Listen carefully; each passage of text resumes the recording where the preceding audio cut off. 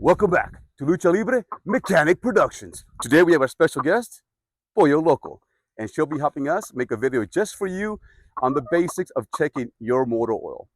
And this video applies to basically any vehicle out there. We'll go ahead and place Pollo Loco down. That way she can have some fun.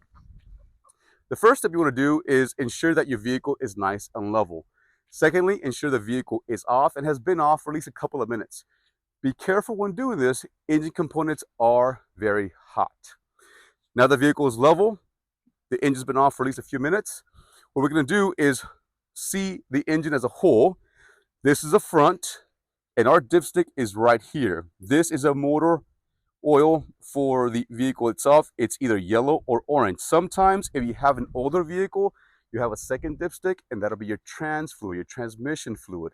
An easy way to tell, transmission fluid dipsticks will have trans oil written on it, and transmission oil is normally red. In this case, we're checking our motor oil, which is normally a brown, a gold, or a dark brown.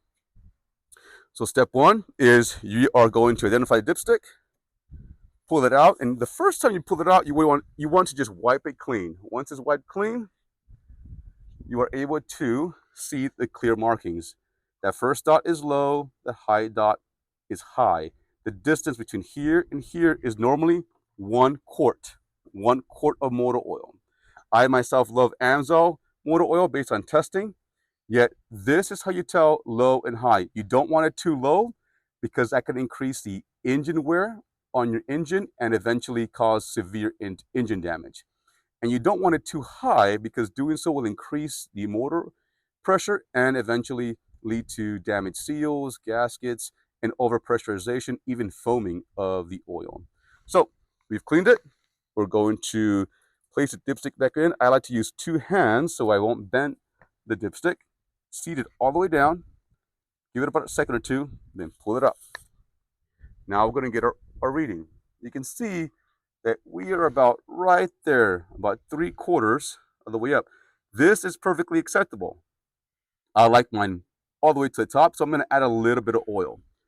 Place this dipstick back in with 2 hands, and now we've identified our oil fill port. This is 0W-20. That's the engine weight for the oil, and so the motor oil engine weight here also is 0.20. If you don't know and your cap does not state the actual weight of the engine, reference your owner's manual. This is a 2019 Highlander. This generation ran from 2014 to 2019. But again, this applies to any vehicle. So we are going to remove the oil fill port, place it off to the side. You want your funnel ready to go. You can oftentimes get free funnels at gas stations. They are paper, one-time use. I like to make sure everything is clean before placing any oil in my engine because it could cause damage. Only place a little bit of oil at a time.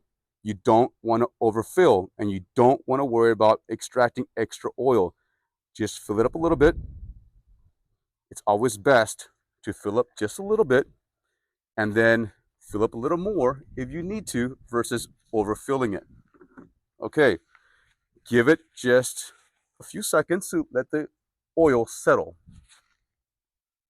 In a few seconds, remember the first wipe is always cleaned off. Using 2 hands, reinsert, give it a few seconds. That is a good oil reading. I'm going to reinsert it, seat it all the way down, clean our funnel. I'm going to be careful with oil because it's always quite messy. Then place our oil fill cap back on, tighten it, ensure it's seated, and that's it.